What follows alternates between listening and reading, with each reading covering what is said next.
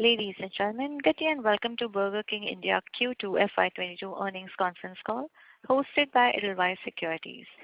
As a reminder, all participant lines will be in listen-only mode. There will be an opportunity for you to ask questions after the presentation concludes. Should you need assistance during the conference call, please signal an operator by pressing star and 0 on your touchtone phone. Please note that this conference is being recorded. I now hand the conference over to Mr. Nihal Jham from Edelweiss Securities. Thank you, and over to you, sir. Yes, thank you, Tanvi. On behalf of Edelweiss, I would like to welcome you all to the Burger King India Q2 FY22 result update. From the management today, we have Mr. Rajeev Varman, CEO and whole-time director, Mr. Sumit Zaveri, Chief Financial Officer, Mr. Kapil Grover, Chief Marketing Officer, and Mr. Prashant Desai, Head of Strategy and Investor Relations. I would now like to hand over the call to Mr. Rajeev Varman for his opening remarks. Over to you, sir. Thank you very much. Good afternoon, everyone, and welcome to this call. I hope everyone had a very good Diwali, and things are looking upbeat now from here for us as well. I think the sales revenues and also the people coming out into the malls have improved significantly in the last month. So that's very good news for us. I also wanted to take a minute and, we forget to do this all this time, really congratulate the Indian audience, the Indian population, the governments, central government, the state governments, for probably one of the best vaccination programs in the world.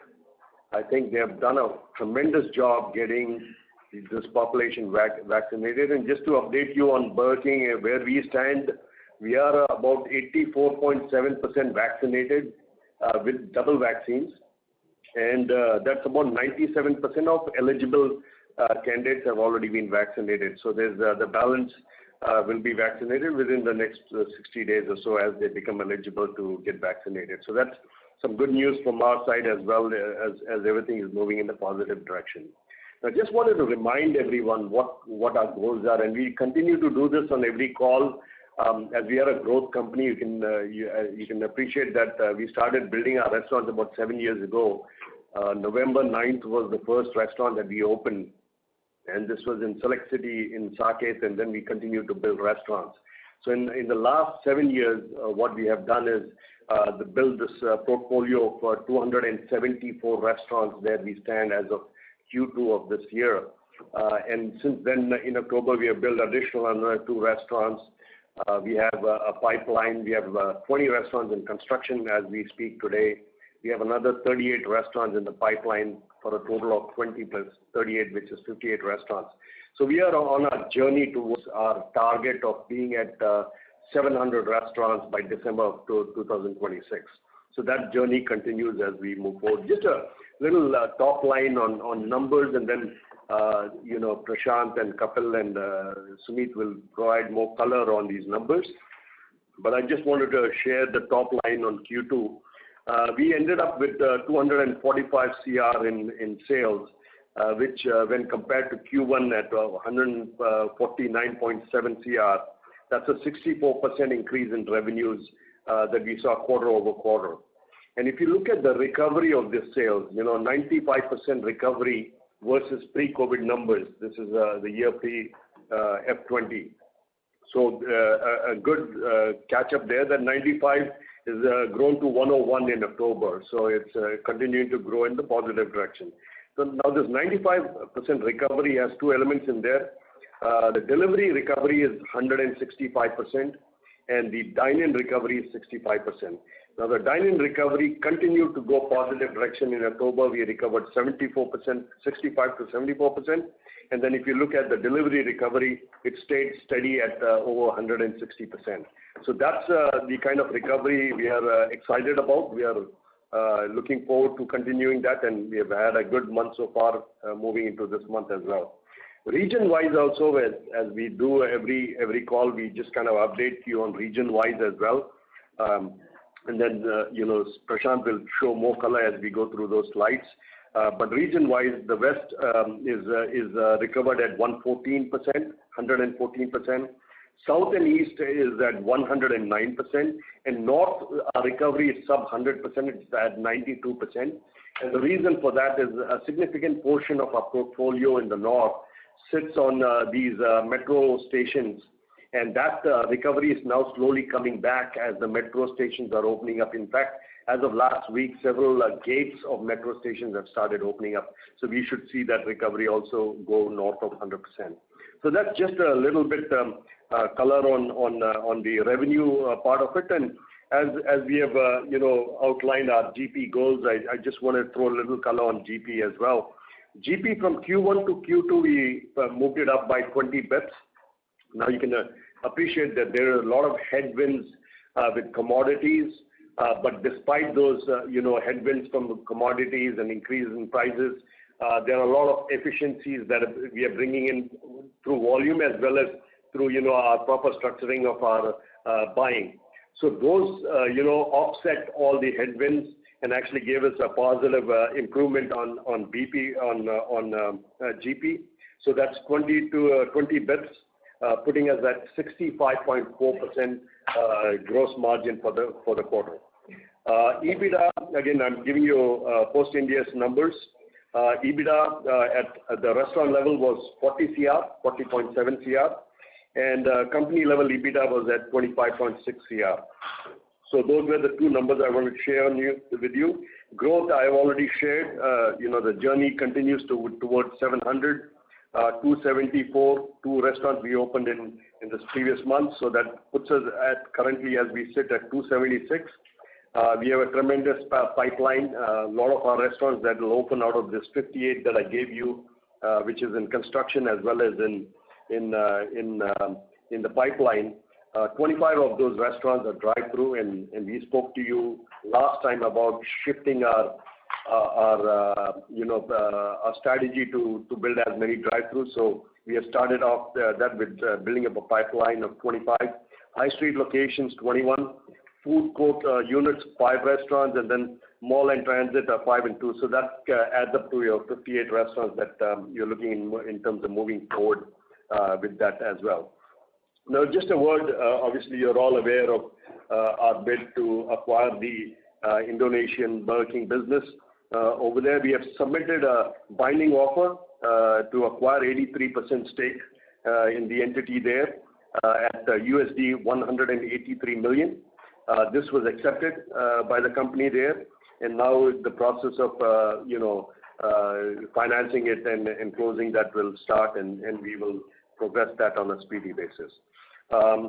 Then Kapil will take some time to talk to you about the BK app. I think we are extremely excited about the BK app. We have made tremendous progress in terms of downloads, in terms of our portion of delivery, as we have told you that we'd like to take the delivery business wherein along with our aggregators we continue to build the Burger King delivery business. So he will share and throw color and show you how that progress has happened on the BK app business, but extremely excited. Overall, we had moved our downloads. Last time we reported to you about 1 million. We have improved that by another 50%. So that will be shared by Kapil as he gets into that. And now a very exciting news. Last time I shared with you that we would be launching BK Cafe in the 4th quarter and then build 75 in the next year, next fiscal year. I'm very happy to report to you that we were able to pull that forward. We have soft launched our first BK Cafe in Churchgate, and this cafe is up and open. I invite each one of you to go visit that location if you're in the Bombay area, and we will continue to test different products there, and we are continuing to look at different things and move that to a steady growth number. We also have 10 other BK Cafes in construction as we speak today. So that's that BK Cafe, construction and that growth strategy is in place.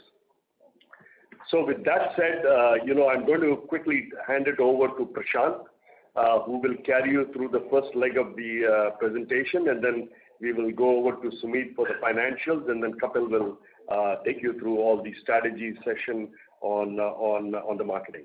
So over to you, Prashant. Thank you, Raj. Welcome everyone. Before I take you through slides 5 and onwards, just one point for people who probably are joining the second quarter call who were not there in the first quarter call. If you guys recollect, we had told you that we will measure ourselves against our guidance of maintaining our ADS what we did in FY20, and our FY20 ADS was 110,000 rupees per day per store. So a lot of the numbers that my colleague and I will share, keep that in mind, that these are all comparable to the FY20 ADS, and we've done this to make life easy for both you and us. Slide number 5 talks about our ramp-up plans. Raj mentioned that we want to go to 700 as per our MFDA by December 26. 22, the number was 320. We are reasonably confident of touching that number. FY20, our guidance today is we'll go to 390, and as Raj mentioned, if you add the 58 where we have visibility rate, we are already at about 330 to 335. So way on track to deliver that 390 number as well. And then we take this from 390 to 470 in FY24, and then finally to 700 by December of 26. Quickly, a small business update.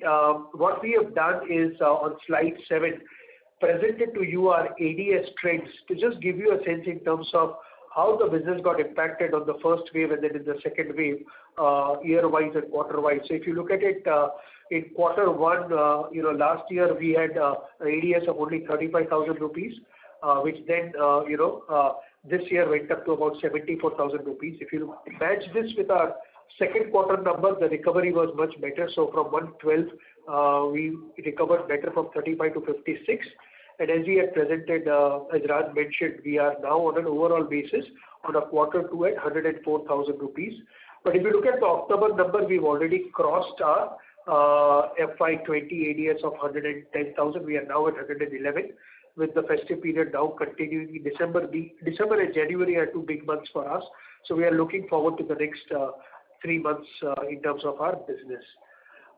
Giving you the breakup of where the delivery and dine-in business stacks up today. We've made decent recovery from where we were in Q1 in terms of our dine-in business. From a 28% dine-in contribution in Q2, the dine-in contribution moved up to 47%, and it has further moved up to 52% in October. As malls open up, as multiplexes open up, we've seen a significant amount of anecdotal evidence on the success of Suryavanshi, the film. A lot of our food courts have reported very, very strong, robust performance. So we see the dine-in number going up significantly in this current quarter. And as Raj had mentioned previously, our long-term trend is we see dine-in business will be almost 60-65% of our business. In terms of recovery, if you see the dine-in business made a recovery of 65% for the quarter, but for October this has moved up further to 74%.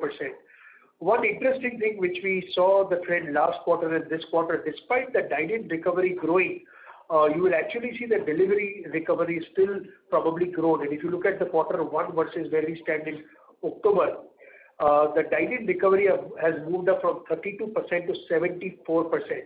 And my delivery has actually not dipped. My delivery recovery from 157%, even today stands at 162%. So overall, the business is looking very strong and very robust. Coming to slide 9, just to give you a sense, our pan-India ADS recovery in October, we've crossed the 100% threshold, and now we are looking at bettering that number. Raj already mentioned our recovery on the regional basis. He also mentioned that north, the recovery is kind of lagging because of our locations on the metro side.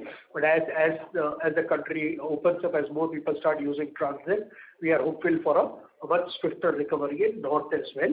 And west continues to do well in terms of recovery. What I will do is I will quickly now turn it over to Sumit to just quickly take you through our operating and financial performance for the quarter. Sumit? Thank you, Prashant. I'll just quickly summarize the financial performance. The parameters have already been discussed by Prashant and Raj. At an overall level, from revenue perspective, we did a revenue of 245 crores as compared to 149 crores that we had done in quarter 1. So it's a 64% quarter-on-quarter growth. Our concentration has always been to keep improving on the gross profit side. And in spite of some of the headwinds that we saw on the inflation or the cost side, we still kind of achieved a 65.4%, or rather a margin improvement in the gross profit for the quarter. As we've kind of started to gain and gain momentum on the revenue side and continue to improve our revenue to get to normal state and beyond, we've also started seeing the efficiencies of scale to start getting reflected in our cost lines as well. And as you can see, employee line kind of looking at 10%, and other fixed costs and other expenses of store also improving by 4%. There is an element of rent benefits in both the quarters, but even after adjusting for rent benefits, the fixed costs and the other cost line items would still have shown a similar improvement or reduction as a percentage to revenue. And then again, general administration expenses continue to kind of get the benefit of scale, improving from 9.7% to 6.2%, with the company EBITDA on a post-Ind AS basis for the quarter standing at 10.4%. So we certainly seem excited with improvement in performance that we have seen. But obviously, this is something which is just the first step, and as we continue to improve further, we should see the improvement in quarters to come as well. So with that, I will just hand it over to Kapil to take us through the marketing updates for the quarter. Thanks, Sumit, and very good evening to everyone on the call. The last quarter, as you saw, we've seen a very good improvement in sales recovery, especially dine-in recovery. So as the lockdown eased off and the vaccinations increased rapidly, we saw this as an opportunity to go back on media and start to drive awareness and recall for the brand. On the last call, I had shared with you that we had soft launched the new 50 rupees stunner menu, which is our value campaign. Now, July through September, we continue to build that with a multimedia TV and digital campaign, a fair share of digital media investments on this campaign given the changing consumer preferences.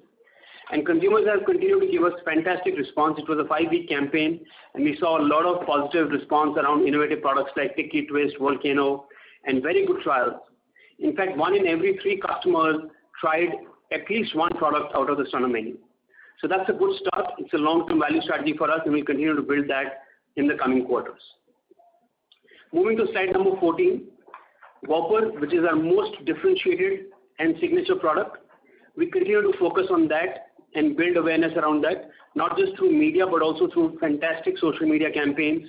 Whopper Fridays, which is a big property for us, we engage with social media influencers every weekend and get their feedback and comments on our products.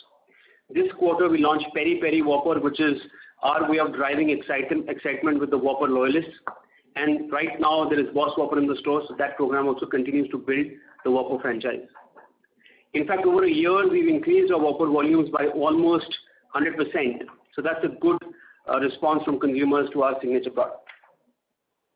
Now that brings me to slide number 15. As Raj spoke about the app campaign, now the cricket season, which was the last quarter, was the perfect opportunity for us to engage with our customers digitally and focus on the BK app. We launched a very interesting tech-based campaign to drive BK app installs and usage. And just to give you a snapshot of what that campaign was, this was an augmented reality-based campaign whereby the user had to use an AR filter and catch virtual coupons during live cricket action. So as you're watching live cricket through that BK app camera filter, whenever there is a 6 or a 4 or a wicket or a run, you will actually see virtual coupons popping up on your mobile screen, which you can redeem within 4 to 48 hours exclusively on the BK app. And every match we will change the offers to generate excitement and keep the consumers engaged. This program drove a lot of excitement and buzz with our consumers. We actually saw more than 9 million impressions and over 50,000 game plays through this program. And as you heard Raj speak, quarter on quarter, our app sales grew by over 60% and our app installs grew by over 50%. Now I'm on slide number 16. Now we've spoken to you about this strategic initiative, the BK Cafe. I've told you last time as well that this is our way of driving an incremental occasion, driving more frequency with our customers. We have been able to manage to prepone this launch. On 9th of November, we opened our first BK Cafe at Churchgate, Mumbai. This This cafe has a range of hot and cold coffee-based beverages, non-coffee shakes, savory and sweet food items. We try to create a very unique, customized menu for our customers to come and try these products. And as Raj mentioned, we welcome you all to come and try this, whoever is in Bombay to come and try and give your feedback. And we will already have 10 more cafes in construction. We're well on track to open 75 more cafes by FY23. So just to summarize, we stay focused on our 4 key pillars: value strategy led by Stunner Menu to drive traffic, strengthening the Whopper franchise and thereby strengthening the brand Burger King, building the BK app platform, and now scaling up BK Cafe to drive incremental occasions and top line for the business. At this point, I would hand over to Prashant to talk you through the future outlook. Thanks, Kapil. Our outlook continues to remain the same that we had shared with all of you last quarter. So the store outlook I mentioned, that's our guidance on store, our SSSG guidance, and our gross profit guidance, which is 68% for FY24. With this, I'll open up the floor for any questions that you may have. Thank you. Thank you very much. We will now begin the question and answer session. Anyone who wishes to ask a question may press star and 1 on their touchtone telephone. If you wish to remove yourself from the question queue, you may press star and 2. Participants are requested to use handsets while asking a question. Ladies and gentlemen, we will wait for a moment while the question queue assembles. The first question is from the line of Percy Panthaki from IIFL. Please go ahead. Hi, sir. Just one clarification. Maybe I'm reading the numbers wrong, but I'm a little confused. On slide 3, you have written that there is a sequential revenue growth of 64%. So Q2 versus Q1 of 64%. And on slide 5, I see that the number of stores between Q1 and Q2 is only some 4 or 5 stores have been added, 270 going to 274. So that's not a major driver of this 64% growth. And even if I look at your ADS recovery, that's recovered from a 95% to 101%. So what is driving the 64%, please? Good. So Percy, if I can kind of take you to slide number 7, that would kind of help you understand the number. So first, yes, observation on the store count, you are right. We added 4 stores in the quarter. So effectively, the growth has come to us through in-store sales growth, improving from 74,000 average daily sales per store in quarter 1 to 104,000 average daily sales for quarter 2. So for you to look at the growth, I would suggest you look at it from the perspective of slide 7, 74,000 moving to 104,000. So that 74 to 104 is about a 40% growth, and your overall sales growth is 64. So what explains the balance? And also, there were these operational day difference between quarter 1 and quarter 2 because there were certain closures that were there in quarter 1. So that is also playing a role there. And by the way, the 101 that you're seeing, that's the October number. So we always, give the month that we have completed after this quarter. Right. So the 101 is the comparable is 67 to 95. That's right. 67 to 95 is the number you need to compare. So when you compare those numbers, add the fact that the ADS has gone from 74 upwards and add the off days, additional off days, you will see that all adds up to that. Yeah. So basically, this 74,000 number is only for the days which were actually operational. Yes, sir. Okay. Got it. Secondly, just wanted to understand the cafe initiative and how much of a upside on a per store basis do you see the cafe giving you, assuming, once it is matured in that particular store? Yeah. Just give us some time, Percy, as you had mentioned last time, right? Just give us at least 6 months to get this piece stabilized. I know we are also eagerly awaiting, what the ADS from cafe incremental is going to be. It's a high margin product. We are just a few days old in this business. Just give us some time. We'll come back to you with that. All we can say is, yeah, we are extremely excited. We feel we have a significantly differentiated offering. The way we have, designed the cafe, our menu offering, both on the coffee side and on the snacking side. We are testing this month. We'll currently 1 store going up to 10 stores very soon. By end of the year, we'll have probably some guidance to come back to you with. Right. And on the Indonesia, now that you have made a bid for the business, can you give a little more clarity on the numbers? So 2 numbers are required. One is, what is the Ind AS 116, or rather the IFRS adjusted EBITDA margins for that geography? And secondly, at the net profit level, what is the profit or loss of that business? So Percy, we'll take this offline with you. If you'll probably reach out to me, I'll share those details with you. Okay. And just one more help. This slide number 11, the restaurant EBITDA margin that you report, that is on a pre-Ind AS, taking the full rental into the EBITDA? That's on a post-Ind AS basis, Percy. So the numbers that we are reporting, as we were being discussed during our last quarterly call as well. So we would be sharing the numbers on a post-Ind AS basis. So any rough ballpark as to how much percentage point should I sort of deduct from that to arrive at the pre-Ind AS number? About 7. About 7%. Okay. Thank you.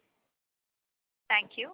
A reminder to participants, please enter star and 1 to ask a question.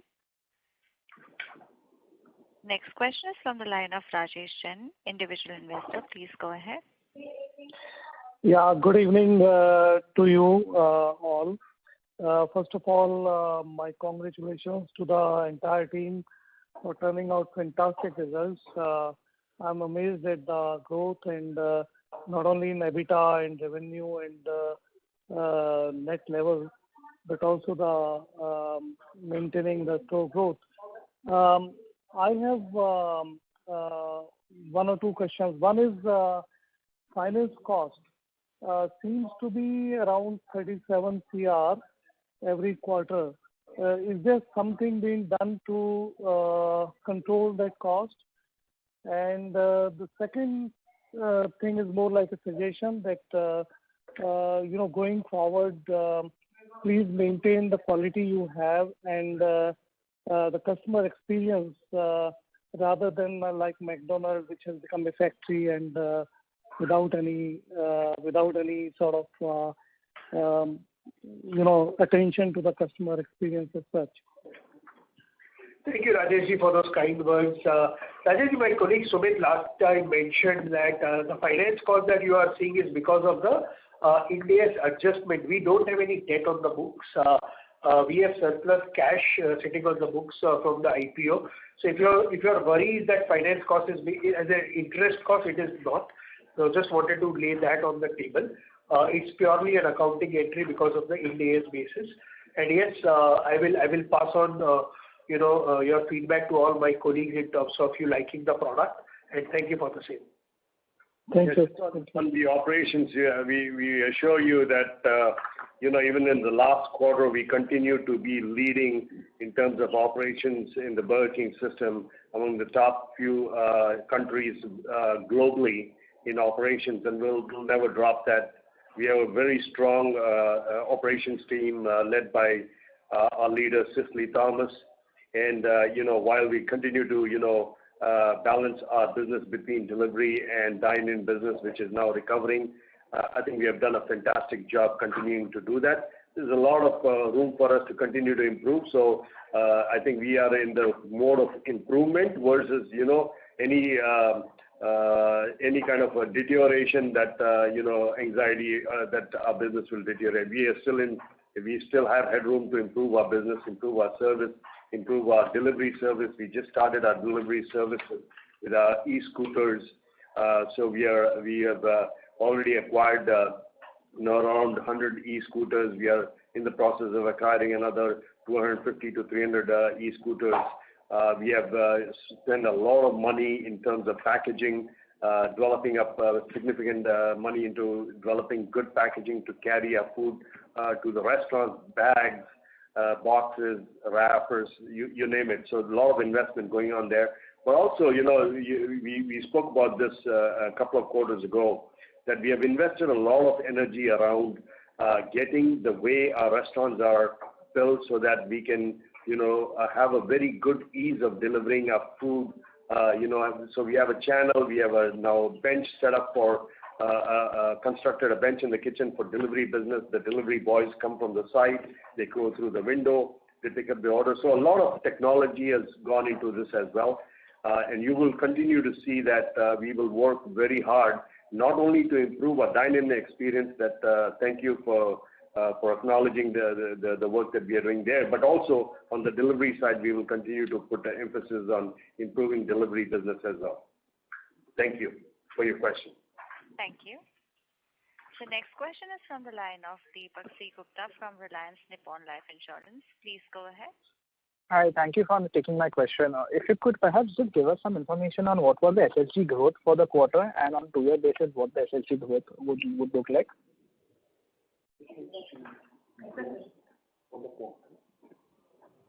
Sorry, SSG growth and on a 2-year basis, on FY20 base, what was the SSG growth for the current quarter? Sorry, you want FY20 versus FY19? Yeah, I wanted what is for the current quarter, FY22 was Q2 FY22 versus Q2 FY21, and Q2 FY22 versus Q2 FY20. Okay, so Q2 and Q1, it was 62% for Q1. Okay. And on a 2-year CAGR basis, if I compare Q2 FY22 with Q2 FY20? Q2 FY20 versus FY22 versus 20. That is the recovery percent. Yeah. So this effectively is FY20 versus Q4, Q2 FY20. So, Deepakji, if I can answer that question, and if I could kind of draw your attention to slide number 9 of our presentation. When we effectively say that the recovery for Q2 is at 95%, this is with reference to FY20 numbers, pre-COVID numbers.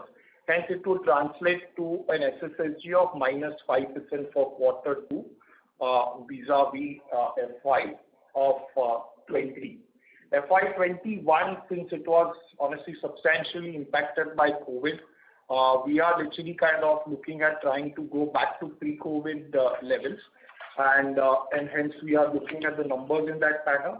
But if I can draw your attention to number differences, we did in last year, which is FY21, September quarter, we did a revenue of 110 crores. Against that, we are at 250 crores. So, hence for us, the way we want to measure it is effectively to say that how do we compare ourselves to pre-COVID levels. Sure, I hear that. That's very clear. So, I'm taking this question a bit forward. You've given a forecast of 5 to 7% SSG growth for FY23. Given the fact that you have extremely low base in FY22 because of H1, don't you think there's a chance of potential upside on FY23 numbers, given that if things normalizes and a COVID wave 3 does not happen? Do you see an upside potential to your SSG forecast? It's a fair observation, Deepak, and this question came up several times last quarter as well. What we told is, first let us come up to speed with where we were before COVID hit us, which it now seems in October we have recovered that ground. Let us spend this November, December, January, which are relatively big months for us at Burger King. And when we come back to you with our December numbers or March numbers, we will probably relook at that guidance. But as of now, we want to stay at that 5 to 7% guidance, and this is Deepak, 5 to 7% over 110,000 of ADS. Okay, it's on FY20 numbers. Okay, we're talking about that. Yeah. Understand. Okay. And secondly, Prashant, on Burger King Cafe, now I believe the Churchgate outlet was a dine-in outlet which had been converted into a cafe. So going forward, are you looking to convert some of your flagship dine-in outlets to a cafe concept? And what could be the capex involved on the same? Yes. Sorry, this is Raj. No. We have a cafe within. It's a shop in shop, right? So our Burger King, in Churchgate is a magnificent restaurant. It's got a very large lobby, a lot of seating inside, a lot of seating outside in the patio area. So it's a significantly large restaurant. So we have put a cafe on the left side of the restaurant, and it's kind of an island cafe as we are calling it. It's got all the bells and whistles if you go and look at it. And we continue actually to learn and kind of make changes as we go. And that's why we've only got 10 restaurants in construction to cafe constructions. As we want to make sure that we, clean out all the, issues that we potentially might have. So that process is anywhere from now to end of December. But we should be opening another 10 cafes very soon. And those will include all those improvements that we do make in Churchgate. Now the capex that we are looking at, we have 3 different models that we are building of the cafe. We're calling it just ABC, and you will find that the one that is A, which has all the bells and whistles, anywhere around 25 lakhs or so will be the cost. Again, this is just preliminary numbers because what we will do is we'll find efficiencies once we have finalized the cafe model and how we're going to execute it. And then we have B and C, which are lesser versions of that, which will cost us much less. We haven't built those versions as yet. Once we build the first few versions of it, we will start advising probably towards the Q1 of next year on proper numbers on this, and it will be a responsible way of doing this communication out to our investors. And I think if you can just bear with us and have some patience, we will give you some good numbers, and we will be able to give you some hard, firm numbers in that first quarter. Deepak, just to kind of add to what Raj is saying, all our BK cafes are going to be part of our Burger King store. So it's not that we are going to be setting up standalone cafes. So from our existing stores, wherever we believe there is space and an opportunity, we will convert a part of that store into a BK cafe. All the new stores that we are signing, most of them will accommodate the cafe. So it's not that we've kind of completely moved the burger business out and setting up a cafe. So that's the only other thing that I wanted to add. Sure, I hear that. And just on the last question on the Indonesia acquisition, given the fact that now the board has approved the acquisition, what are the timelines are we looking at, and how will the funding of this acquisition take place? Thank you. So funding, Deepak, will be an equity fundraise. We've just finished submitting the final bid. Our view is we should be able to complete the transaction before the end of the financial year. It could either be a preferential or a QIP. Sure. Okay. Thank you so much. Thank you. The next question is from the line of Rohit Balakrishnan from iThought PMS. Please go ahead. Yeah, hello. Am I audible? Yeah, Rohit. Yeah, hi. So, couple of questions were already answered. My question was also in terms of the timelines. That's already been answered. So, in terms of this mix, in terms of dining versus delivery, so we've now reached close to 52%. So, I mean, given how things have been in the last few quarters with COVID and stuff, so how do you see? I mean, once we return to normal, what kind of mix do you envision? Is there any thoughts around that? That was one. And just related to this is that if you've done anything differently to also increase your delivery mix going forward as well. I mean, is there anything? I think Mr. Raj mentioned something in the previous answer. You can allude a bit more. I mean, is there any investment or is there any change in the menu or anything else that our kind of food is more amenable to delivery, or that is not the case? We're pretty much amenable to delivery even now. So something around that would be very helpful.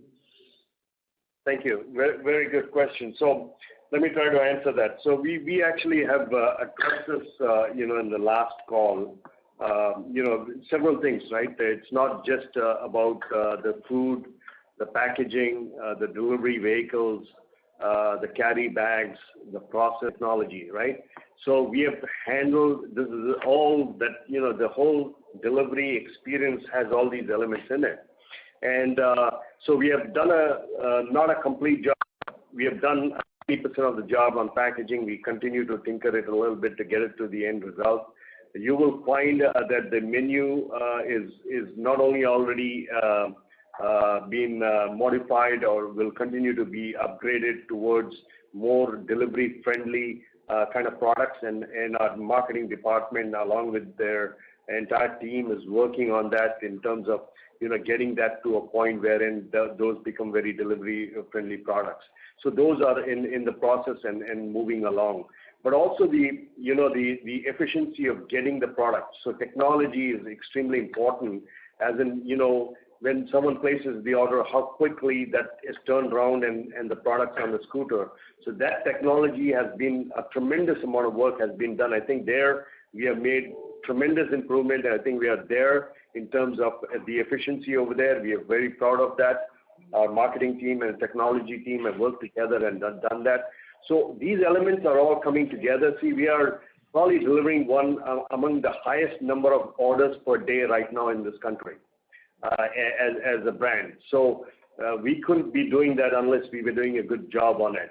And I won't flash any numbers here, but I'm extremely proud of the kind of numbers we are throwing in the Burger King system as well. We are among the top few countries doing deliveries worldwide, globally. So that kind of magnitude of work has happened. And this is, by the way, we never kind of stop. We continue to improve that, and you will see those improvements coming as we move forward. What was the other question, Prashant? Delivery dining mix. Delivery dining mix. So this is something that Prashant actually answered the last when he did his piece of it, which is, we see this coming back very close to where it was previous to COVID.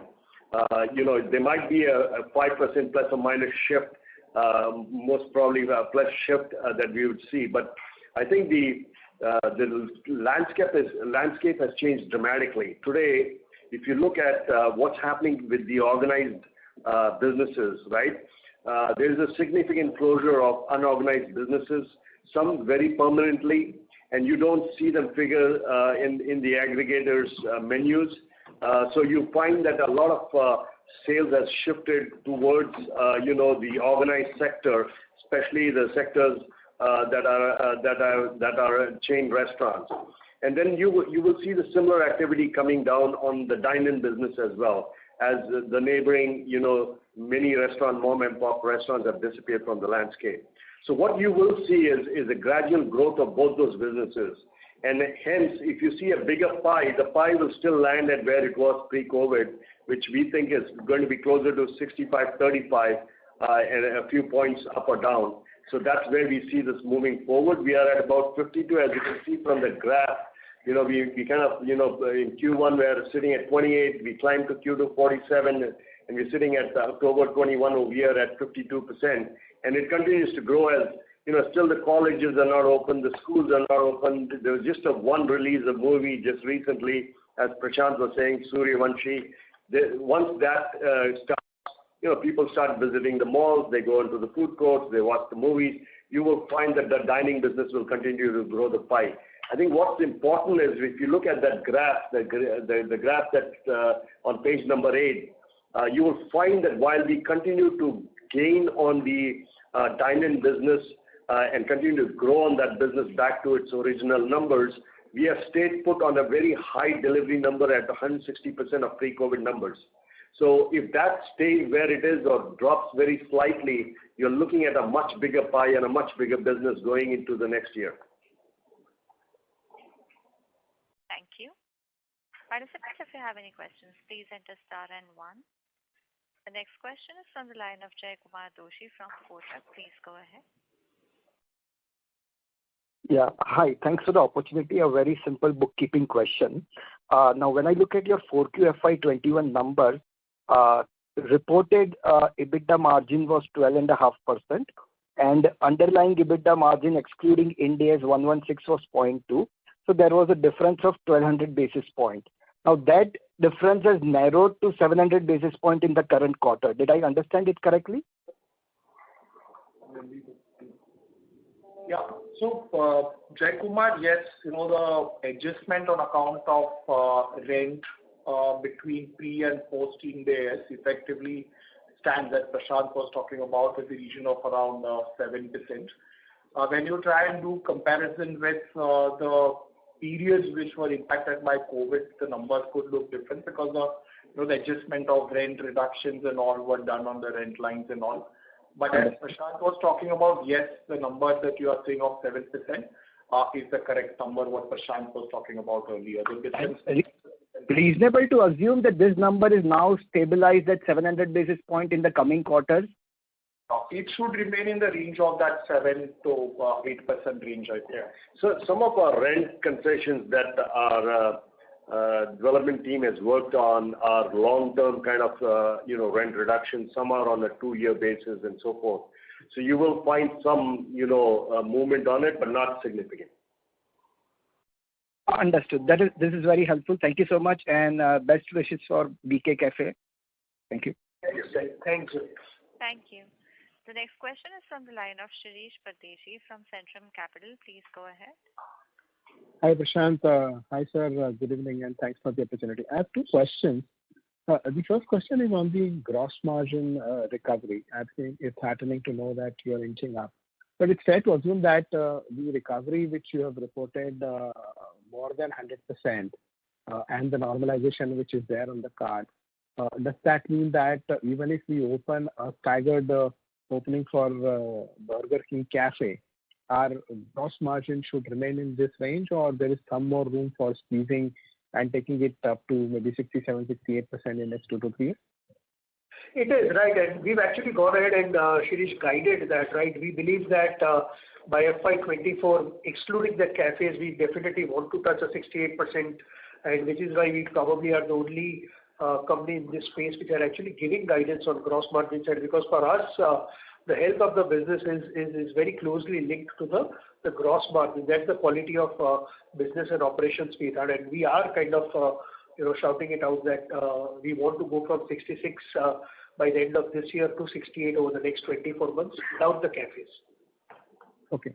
One big question on cafe. I don't want to say per se you share out the details, but any assumptions, any target margin, gross margin, IRR, any qualitative information you can give? I mean, this from the modeling perspective I'm asking. I tell you, so if you structurally see, and you just don't need to look at us. If you look at the comms, some of the guys have now reported the gross margins they are doing on the coffee side of the business. It ranges from anywhere between 70 to 80% is the range from a gross margin perspective.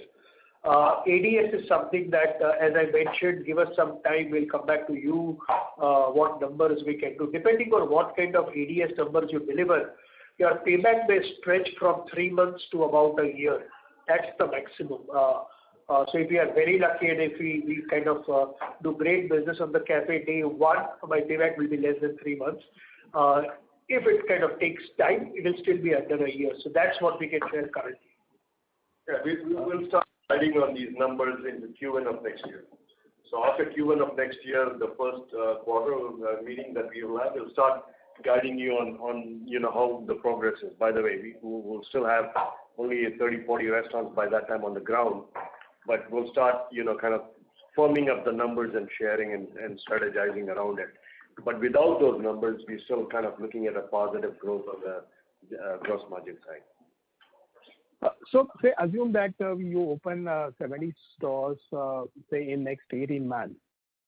So is it fair to assume that it will have a significant contribution to our revenues, or it will be still single digit? We will predominantly, at least till FY23-24, be a burger business. So it will be incremental in nature for sure. But is it that cafe will be 25-30% of our business in next 24 months? The answer to that is no.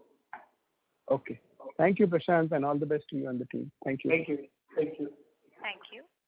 The next question is from the line of Chinmay Gandre from Reliance Nippon Life Insurance. Please go ahead. Yeah, thank you for taking my question, sir. So my question is on the rentals concessions. So basically last year we would have got some waivers, but obviously some would have been for the year itself and some could be on a sustainable basis. So wanted to understand, like suppose pre-COVID we were paying 100 rupees. So on a sustainable basis, how much that this cost has come down to? On rentals. Chinmay, first of all, we are now getting closer to the normal levels of rentals. Okay, so if you really look at the performance for quarter 2 we are now more or less kind of over that period, and the rentals that were paying pre-COVID levels, we will start. The benefit that we will still see as far as the rental lines is concerned is the benefit of expansion of revenues that we would effectively kind of start getting through quarter 3 and quarter 4, where we will see the broad basing of the rental line over a period of time. We expect that should be anywhere between could be in the region of around 1% or so. Okay. Chinmay, if I can answer the same question a little differently, maybe that will probably help all the listeners. So if you look at our current rent to revenue Q2, it will be somewhere in the range of about 14% rent to revenue. As the dine-in picks up, as our SSSG kind of picks up and ADS grows, our view is over the next 12 to 24 months, you will see at least a 200 basis point kind of operating leverage coming on the rental side. It's probably that's where you are coming from. Sure. So my second question is on the store addition. I mean, this quarter the store addition seems to be on the weaker side. So I mean, even if I look at the competition, and how confident are we on the annual target which you have put it out at 320? So yeah, it's a fair observation. If you look at pure numbers, it will look on a weaker side, but which is why we kind of shared with you, where we are in terms of the number of stores that we are currently under construction, plus where we are already under negotiation and stuff like that. So we won't disappoint you. We have so far never disappointed on the guidance that we have given. We don't want to lose out on that. So be fairly confident we'll give you the 320 restaurants that we've told you. This quarter is going to be a big quarter in terms of store openings, October, November, December. Let us open and then we'll come back to you, but we'll deliver the 320 and 390 number that we have shared with you. Let me just reiterate, right? I mean, we have 20 restaurants right now in construction, right? So that gets us from 276 to 296, right? So 38 restaurants on top of the 28 restaurants that are in the pipeline, which will go into construction over the next 30 to 60 days, which will form the 320. In fact, we will have more restaurants in construction when we are at 320, continuing into next year, right? So we feel pretty confident, that these numbers are achievable. And as Prashant was saying, that in the last 7 years, we have always delivered our MFDA numbers and more, right? Every year, whatever our commitment with our franchisor is, we have always exceeded those numbers, and we don't look at missing on those numbers in the future as well. So basically, at the start of the quarter, we were expecting around 4 or 5 restaurants to get added, and this is how we had kind of planned it out, or because of COVID or some other issues, there has been some postponement in terms of the quarterly additions. Yeah, see, that's why I gave the breakdown, because people need to understand, 25 of these restaurants are drive-through restaurants. So you're actually building up a whole building with a drive-through, and the entire, it's a complete real estate building build-up, right? High street locations 21, and then malls and food counters, which used to be majority of our build 2 years, 3 years ago, is only down to 5 and 5 restaurants each. So only about 10 of those restaurants that we are going to build are going to be just fix and open, right? So that's why we want to, again, we are very prudent in the way we open the restaurants. We continue to be a responsible real estate investors. We continue to do a responsible job on opening the restaurants.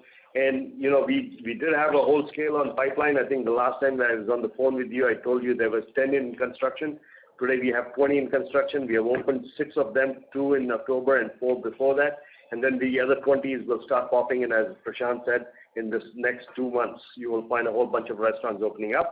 And then you have a significant amount of restaurants in the last quarter of, or the first 3 months of next year. Yeah? Sure. So, and my last question was, so pre-COVID, broadly, how much of percentage of our revenues used to come from mall stores? We don't share that data. If you want, Chinmay, we'll separately share that with you. Sure. Okay. Thank you, sir. Thank you. We'll take the last question from the line of Percy Panthaki from IIFL. Please go ahead. Sir, how much, what percentage of the days were operational this quarter? Percy, when I share with you that Indo piece, we'll calculate that and share it with you. But this quarter, though, more or less, we had stores operational literally over 90-95% of our days. So he needs the data. We'll share that with you. I'll share that data. Okay. And secondly, just one clarification on this SSG, which you are saying 5 to 7%. Now, see, typically when QSR companies say, let's say 5% same-store sales growth, that doesn't mean that their average sales per store also increases by 5%, because the new stores open at a lower level and they bring down the average. So how should I read this guidance of 5 to 7? Is it on the total average, system average of the stores, your ADS will go up 5 to 7%? Or will it the ADS go up 5 to 7% for the stores which have remained operational for more than 1 year? Yeah, so see, SSG is guidance on existing store, right? The new stores don't have an SSG guidance. Obviously, you understand that because they're new stores, right? So the old stores are the ones that have had a full 12 months of operation. They start comping, and we have a SSG for those stores. The new stores ramp up over time period, right? So they will not start at 100% of their ADSs on day one. They kind of ramp up, and like we have shared initially with you in the first call, I think, many of our mall stores kind of start off and immediately pick up within the week or so. They pick up to their, ADS levels, whereas high street restaurants and drive-through restaurants take anywhere from 60 to 90 days to kind of, and then they continue to grow. So they don't ramp up and stop, and then that's flat matured sales. They continue to grow. Many of our restaurants, even today, if you look at the Churchgate restaurant we are talking about, it continues to grow. And it will continue to grow, year over year, because there's so much potential for us to build awareness. The awareness of our brand still continues to have a top empty portion that we can fill up. And there is also a lot of opportunities in terms of all these technologies and delivery vehicles that we are bringing in. So you will find that ramp up will happen both at the drive-through restaurants, at the inline restaurants. You will find that our restaurants up in malls will continue to grow at the 5 to 7 kind of a percentage that we are advising. Now look here, these are conservative numbers that we always, we do our due diligence, and we want to make sure that when we speak here that those are numbers will absolutely deliver and beyond.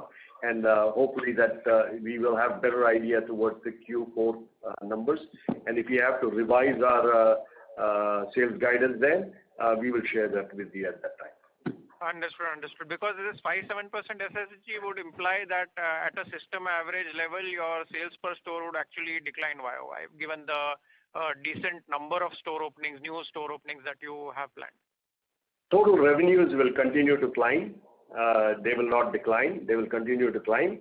ADS levels, we will discover those as we ramp up. See, when you have a portfolio of 50 restaurants and you build 50 restaurants, yeah, probably you would decline. But when you have 270, 290, at that point we'll have 320 restaurants, and you build another 70 restaurants, the percentage of new restaurants impact to the whole portfolio is much smaller. Okay, sir. That's all from me. Thanks and all the best. Thanks, Percy. Thank you, Percy. Thank you. That was the last question. I now hand the conference over to management for closing comments. Thank you everyone for joining us. Wish you and your family a happy Diwali and New Year. and look forward to connecting with you guys with a Q3 conference call. Thank you. Thank you, sir. On behalf of Edelweiss Securities Limited, that concludes this conference. Thank you for joining us, and you may now disconnect your lines.